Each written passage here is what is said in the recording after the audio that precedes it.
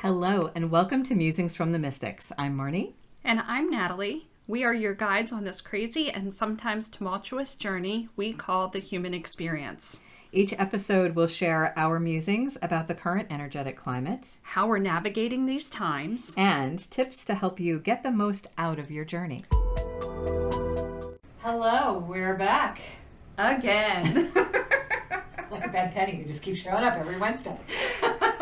And hopefully you all appreciate it and some of the things that, I'm not going to say wisdom or knowledge necessarily, maybe a little bit of both. Absolutely both. And our take on it. And then you are free to do whatever you want with whatever we say. Absolutely. I feel like today's subject is going to land for people in many different ways, but I feel like it'll land for everyone. I think so. And what we are talking about today is when and however you wake up. And we're talking about the awakening, not get up in the morning. Right. Although that can trigger people too. That can trigger people too.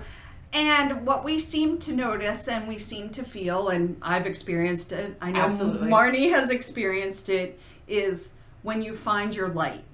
And even though it's like that little, I'm going to go to the religious song, that little light of mine, let it shine. Is that a religious song? I think that's where it came from originally. All right. Who knows? You can fact check us all you want. Go for it, people. Anyway, even if it's not the brightest, I don't know what the word is. Well, if you're just beginning to wake up to awareness, really, and what we're talking about with awake is awareness. Are you becoming more self-aware of the fact that you are responsible for how you feel and how you move through the world, and being in alignment with what really feels good and lights you up in general? So it's hard. I think it's hard to define what is, finding your light. Right, really, right. I'm sure there's 20, 30 books out there about it. And we were just speaking about onions. There's So many probably layers of it. billions of layers of your light too. And that's not the point of this. The point is it can definitely trigger others. Yes. And it can trigger resentment and anger and things. And we want to talk a little bit about it's not you and it's not your responsibility. That's a big thing, right? Because we've been conditioned to believe we are responsible for how other people feel, which is incorrect. That is falsehood.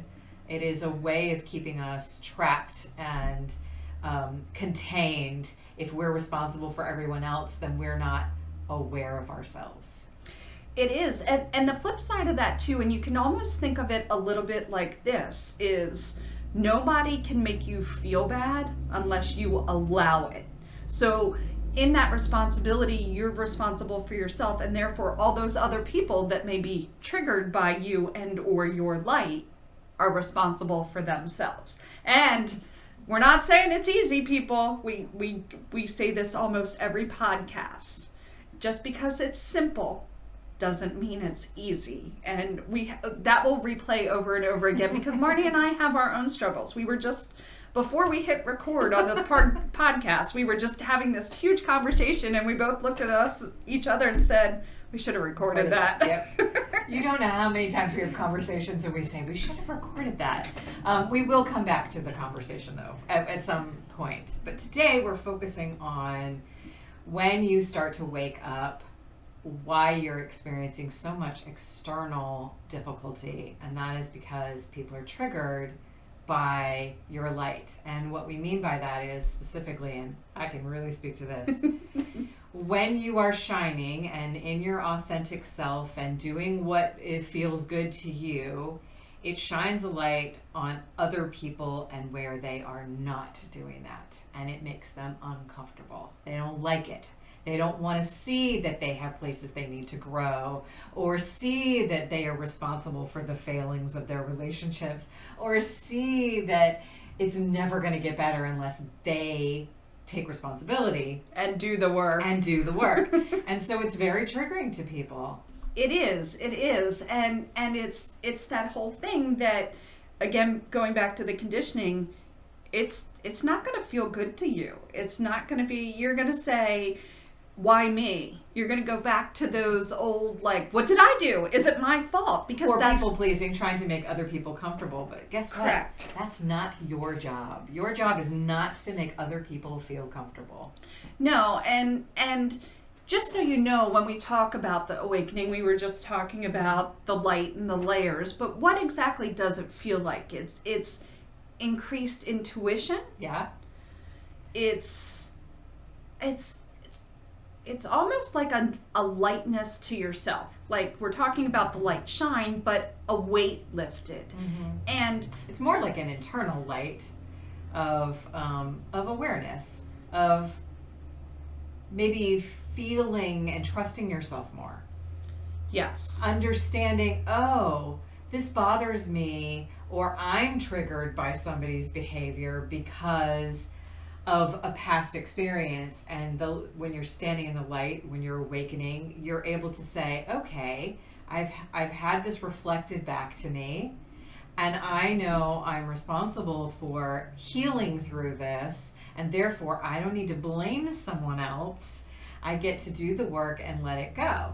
And another good question in that instance is to say, what is my lesson here? Yes. That's What am I learning here? What is the message for me? Why am is I it coming up? seeing this? So My favorite thing is why.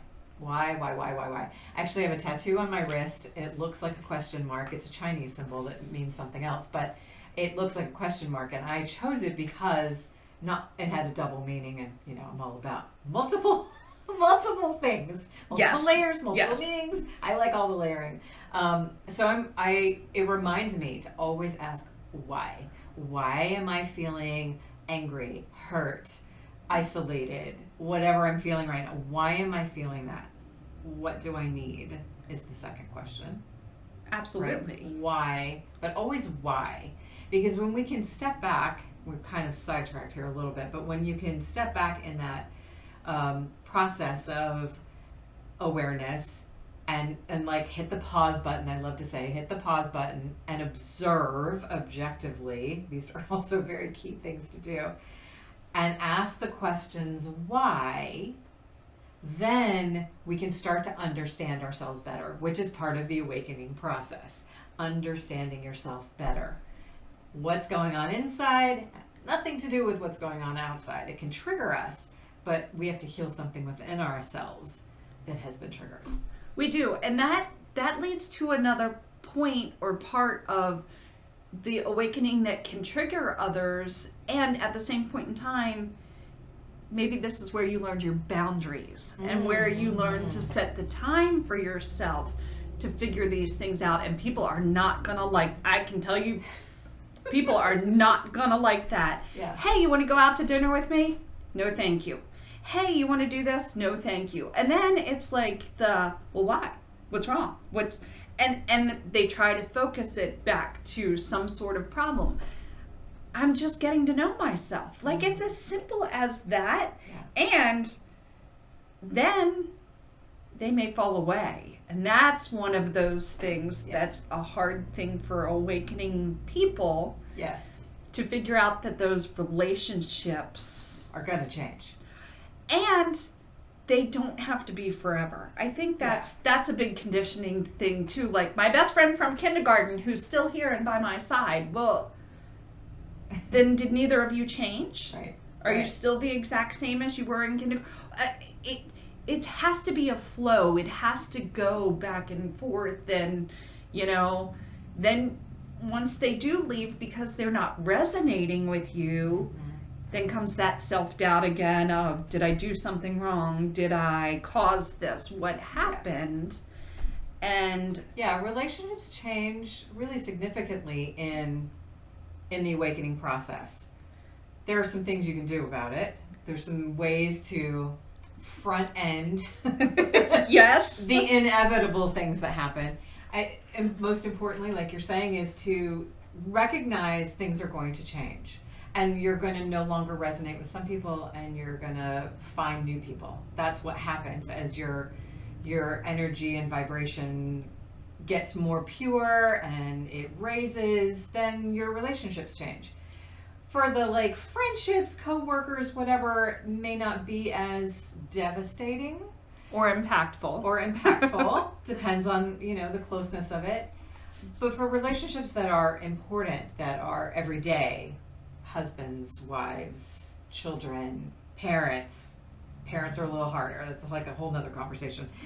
But it's important to say to people, and I will tell my clients this, when you are shifting, sit down, not in the middle of an argument. No, that does nobody any good. Not when things are going bad. When you first begin, hey, so I'm doing some growth. I'm doing some inner work, and I'm evaluating my own values and what I like and what I don't like, and I'm creating some boundaries and changing some boundaries, and I just want you to know this is happening. And if you have a question about it, let's talk about it, but I want you to know this is going on. Now, this is provided that you have somebody who is open, willing, going to remember you're having this conversation, and you have a good enough relationship where you have a good communication. Hopefully your relationship is in a place where you can have that kind of conversation and at least let them know, things are changing for me and that may feel uncomfortable for you, and I want you to talk to me about it, and we may have to reevaluate some things. But it's an important piece of the enlightenment, the awakening. You can't awaken and stay in old paradigms within relationships. No, and Marnie's talking about the nice, calm, sweet way to do it. Or you can do it my way and just be a smartass and say, I'm allowed to change. It's okay. And that's we're talking about that because I did say those words. I said those words to my family more than once. And it's because I was pissed. I was annoyed that, I'm doing all this work and it's hard, people. And you are all doing the exact same thing as you were before. Right. It's frustrating. It's hard. And so when they say, well, you used to like this, and I do, I have that breaking point just like everybody else does, and I get pissed about it. I'm like, yes, and I'm allowed to change. Yeah. End of story. And so we do want to approach it from maybe a calmer thing so you don't have to get to that. But you may have to have that calm conversation over and over and over again as you're evaluating things, because like Natalie mentioned earlier, you changing is going to make other people uncomfortable. There's no way to get around that unless they're also on a healing growth journey and understand things are going to fluctuate and shift, and just because you might like something today doesn't mean that you're going to like it next week. Because when you're changing, there's that period of time between how I used to be and who you aren't fully there yet, right? There's the whole period of time that can be small or large, depending on what's shifting, of I'm still figuring it out and I haven't landed yet. And those other people that aren't moving or maybe don't resonate, they are going to keep bringing those things. Well, you used to do this. You used to like that. And Marnie said relationships changing. It's not just relationships. For me, it's been food. Mm-hmm. Oh, that's true. It's been the things I do. It's been the way I work. It's been the clothes I wear. It has been literally everything. It will eventually change. Everything does change. Yes. It does. And so we're not saying this to scare anyone. We're just saying you're here with us for a reason. You found us for a reason. You resonate with what we say. You're on this path. And this path to awakening isn't like, oh, hey, I'm awake and it's done. Right. I've read a couple of self-help books. Right. And I'm good. Okay, yeah. And it's all good. I'm shining my light everywhere. Everybody love me. It doesn't. I'd love to say it works like that. It doesn't work like that. And we are still on that path. Right. And there's a lot that goes along with that. So let's talk about the emotions and feelings that people may experience, because you think there is this preconceived idea. I'm awake. I'm walking in the light. I'm shining my light, that it's all rainbows and sunshine and unicorns, and it's absolutely not all of the time. No. Right? No. So you can have feelings of confusion am I doing this? What am I doing? Where am I going? Wait, was this the right choice? Oh my gosh, it's blowing my life up. And speaking as somebody who blows her life up all the time, yes, keep going. Absolutely. Keep going. It's going to be uncomfortable. Keep going. You will land on the other side, because we can do hard stuff. Grief. You can feel grief for like the way it used to be. Maybe life wasn't terrible before, right? But you're letting go of something. And you are, and that's the thing too. As Marnie's saying this, there's other things coming to my mind. Recognize the emotions. Don't shove them down. Don't put them in a box. That's not waking up. That's not waking up. You have to recognize them. Oh, it is grief. Oh, it is anger that nobody sees what I'm doing or feels what I'm doing or feels like me. You have to accept those emotions. Don't hold on to them.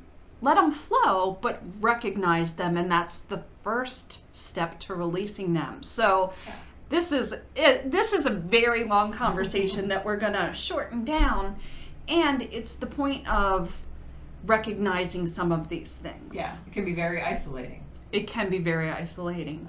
You feel like you're the only one doing the work. Nobody knows. Nobody notices. And look how you're becoming this better person, and nobody sees it. And nobody cares. That's one of the other things too, because you're not providing for them their comfort anymore either. Mm-hmm. Like we keep talking about how they're going to react or things fall away or anything like that. They want you to stay the way that you were for them to try to maintain their happiness. Right.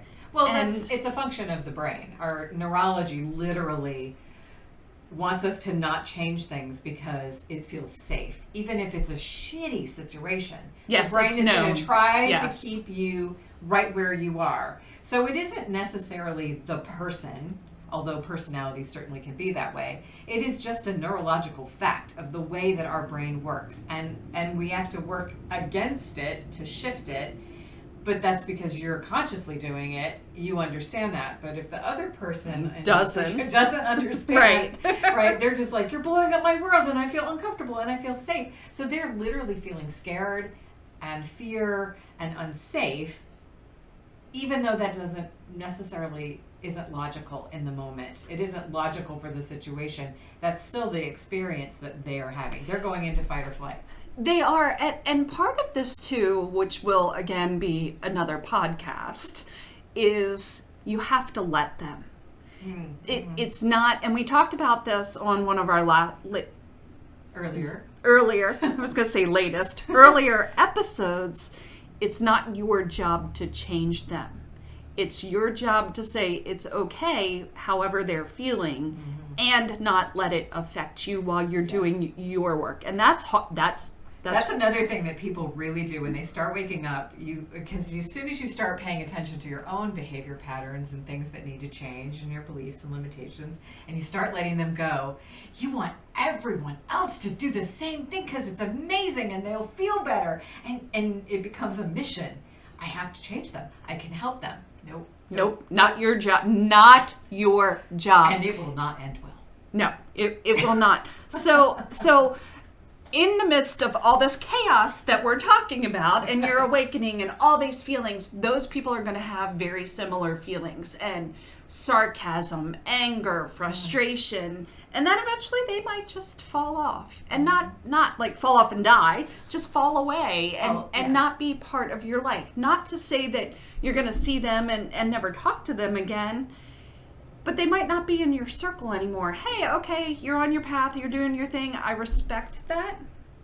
I accept that. All right, yeah, that's a much better word. I accept that, and it's okay. You can be where you are. I did the same thing when I first found all these books. I was like, oh, I got to get this person to read this. Oh, you should read this book. And now, if somebody asks me, I will share that. But it's not my job to give it to them. If they ask, I help. It's kind of like what we keep saying about if you guys need help, if you want help, go to our website, go to all these things. There are people there that can help you, and it's your job to ask. Yes. Yeah. So that's a very important important piece of this. Very, very important piece of this. So, like when you start awakening, also you start questioning, because now you have all this reflection, people going, what are you doing? You're changing. Who are you? So we then get into that space of, well, are my old beliefs right? Should I go back there? Where do I need to go? I think awakening really becomes a giant question mark you swim in forever. I really believe that. I feel like it's, once you start awakening, you never step out of that process. It is. Once you're in that process, it's again, all the things that we've already discussed so far. It's all those things, all those triggers, all those people, all those emotions. And they can be overwhelming. Mm-hmm. And again, back to our simple, not easy. It's a simple concept. It's not an easy concept. And even in the earlier podcast, we talked about, some of these things as you awaken and as you're raising your frequency. The reason why so many other things change, like the food, like the people, like the dress, like the whatever it may be, is you'll feel the drag of those things. You'll feel the resistance of those things. The lower vibration sits heavy on you. It's not only emotionally, physically, in your environment, spiritually. That old life begins to feel very heavy. Yes. And you don't want to sit in that anymore. You don't want to be in that lower vibration. You don't want to have the same old boring conversations that don't mean anything. You don't want to hang out with people who do nothing but complain. You want to begin to find people who want to talk about the latest meditation, or right, or hey, what are you doing differently, or and it comes up to that, like, oh, this feels so heavy. I pushed it away for so long. Oh, I don't want to look at that. I don't need to look. Yes, you do, because it's going to get louder and louder and louder. And that's where all this work that we keep talking about comes in. All this work. Well, what is the work? The work is looking at those emotions, not shoving them away, not shoving them back into that box, but feeling them and flowing through them and realizing them. And knowing that it's okay to be different, and knowing it's okay to do things differently. You don't actually need anyone's permission. No. It doesn't have to be okay with anyone that you're doing what you're doing, because we're not here for other people. We are here for self. We are here to grow and expand our experience. And that act is what is actually good for everyone else. It is. Because staying small helps no one. It is standing in your light and being aligned and authentic. That's what helps people. That is actually what makes a difference, what shifts the energies, what helps the planet and other people. It does, because it won't necessarily be that, oh, you have to read this book, oh, you have to do this. It will be they see that you're different. And then the questions will come, well, what are you doing? Mm-hmm. I noticed that you're different. I noticed that you seem so calm and happy. And you seem lighter. Right. What's going on? And those questions, that's your key to knowing. That's your synchronicity. Mm-hmm. That's your angel numbers, your repeating numbers. That's okay, I am doing the right thing, because people are saying, oh, okay, I see that you're different. It's not, you're still going to get the, what are you doing? You used to do it this way. Why are you doing this crap to me? It's not that. It's the other ones that are, oh, what can I do? You did this. How'd you do it? Yeah. Can I do something like that? Right. And those are your light towards your people, towards your circle. Yes. To the ones that are interested in helping, finding the way. You may meet somebody in a grocery store that just starts talking to you randomly, and you'll be like, wow, that's never happened. They feel you. They feel your vibration. They feel your light, and they're drawn to it. That's your people. That's your people. The people who are offended by your light or uncomfortable by your light, probably not going to end up being your people. And they may get Long there run. eventually. They may get there eventually. And again, back to that, it's okay. Yeah. I think that's one of those, I'm going to call it a mantra. Like, you have to say, it's okay. It's okay. Almost like, I am where I am and it's okay. Mm-hmm. They are where they are and it's okay. My job is not to change you. You want to help? You want help? Ask for me. Ask for my help. Ask for me to help you in any way I can. I am always willing. That's why we're here. Right. And at the same point in time, those other people may not want to face that drag, that resistance, and that's okay too. Right, because it wasn't exactly easy. No, and that may trigger them in a good way too. We've talked about how you can trigger other people, and we've talked the negative side of it. That's true. You can trigger them in a good way that maybe once they sit back and see, like, oh, okay, it's maybe not safe, but it doesn't feel that bad. Maybe I can try something. Mm-hmm. Maybe I can do something different. And everybody has their own way of doing things. I did read a ton of books. We talked about that last time. I read. That's what I do. I love to read. Somebody else may want to come to a class or do a meditation. It's all okay. The important thing here is your light, and it's only your light, and only you can control your light. Yes. Yeah. And here's the other thing that can create irritation. And that is, they may not be willing to do any changing while with you in relationship. So a friend may be like, oh, I don't know, we just don't, they stop talking to you, or a partner may leave the relationship. And then later down the road, suddenly they're taking care of themselves and they're waking up and they're starting to do their own thing. And don't let that annoy you, right? It's important to recognize, okay, I was a catalyst for that, and that was my only job in this relationship, was to be a catalyst for us to both change, and that's okay, right? So I think the two really, for me, the really important things are to stay in a space of questioning. Yes. And the second part of that is not judging. Not judging yourself, not judging others.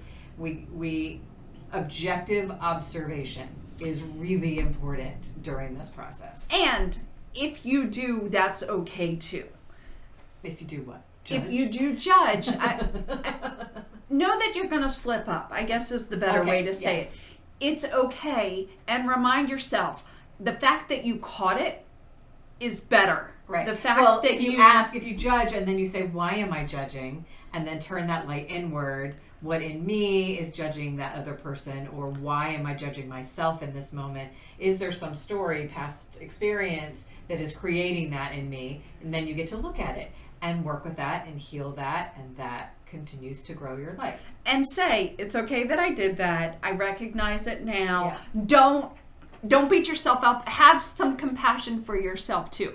Just like everybody else, let them be themselves. Okay, I slipped up. Yeah, I did that. I judged somebody the other day. I was completely like, what the hell are you thinking? I mean, that's an automatic, almost conditioning thing that some of us say. We Definitely look at something and we're like, what the hell was that? No, that's me judging. It's okay. Why did I judge that? What was my trigger in there? It's all those things coming back. And the most important part is keep going. Yeah.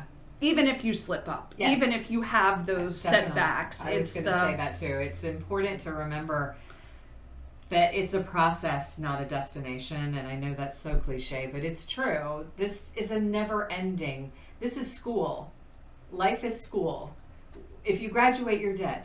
So you're going to be continuing to be tested in ways that allow you to understand it better. And each time it comes up, right? Each time you get triggered, hopefully it's a shorter and shorter and shorter amount of time that it takes you to recover and do something different until you finally don't get triggered by it anymore. Correct. And that's your sign. When you don't get triggered by it anymore, you're like, oh, okay, that feels pretty good. Yeah. They can be them. Let it go.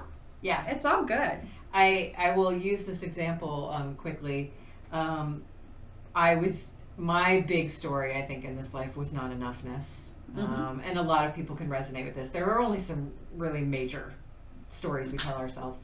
Mine was not enoughness, and my daughter, I love her dearly, she triggered this in me, something fierce.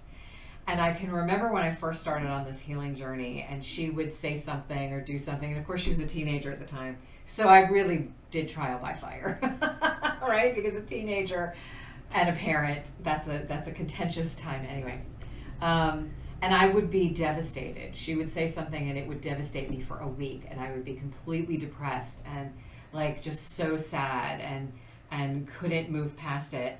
And the more I recognized it and continued to heal myself, the shorter that time became. Then it was just a couple of days, and then it was just a day, and then it was just a few hours, and then it was like I was able to say in the moment, you know what? I don't own that. I don't have to feel this way. And I don't accept the way that you said that to me or whatever. I was able to, in the moment, shift it. And now she says things and I recognize, that's her and not me at all. I don't have to, I don't have to attach to it in any way. So the point of sharing that story is it is a process that transitions over time. It becomes easier the more you do it. You can't expect to the very first time, like, okay, I'm going to let go of judgment and never do it again. I mean, this life is literally judge central. Yes. Everything in our culture puts us in that state of mind. So letting go of that process of judging is part of the awakening, and it takes steps, and we do it one step at a time. We're not looking for an end goal. We're looking to be, did I handle this better this time than I did last time? Right. And maybe it's a little bit, and the next time maybe it's a big bit, and then the next time it's a medium bit, right? It's going to constantly shift and change depending on what it is. And so, out of all of this, we're happy you're here with us. We're happy you are on the awakening path. Know that it's not a one and done. It's going to continue, and be easy with yourself. Know that you're going to trigger yourself along with others. You're going to make mistakes. We all do, and it's okay. Keep going. I don't think there are mistakes. I don't agree with mistakes, because mistakes is a judgment. Did we do it in a way that maybe didn't feel aligned? Yeah, that's true. And can we be more aligned next time? Right. And keep going. Keep going. And if you need help, yeah, we're here. We are. This is a community, an awakening a community where everyone is in a different place at a different point in their life, in the different spaces of transition. And we'll be doing it again and again and again and again and again and again, because that's the way it goes, and hopefully not dying soon. So.